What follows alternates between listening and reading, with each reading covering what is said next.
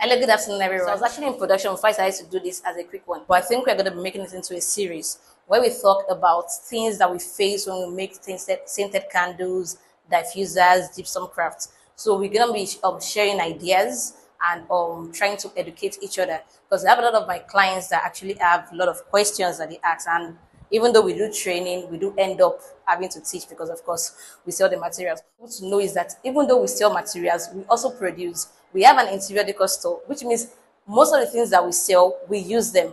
We have seen mistakes. Somebody that came in today that was asking me about release agents for mold.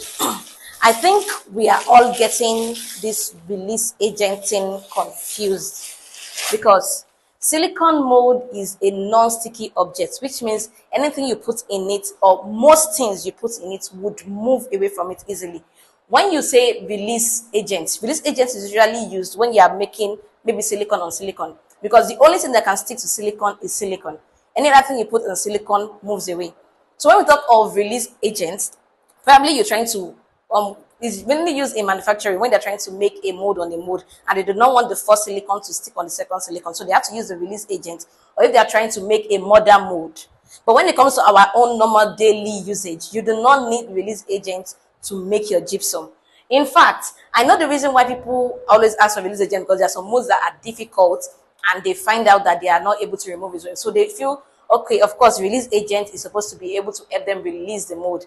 Some molds are difficult, yes, but release agent is not going to make it come out. There are some molds that come in and you actually have to cut them.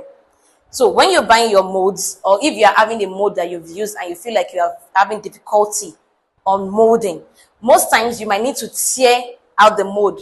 This is a mold, for example. This particular mold, I don't want to know how professional you are. You cannot unmold this without tearing it. Most times, depending on who is tearing your mold for you, I do my own tearing at the back.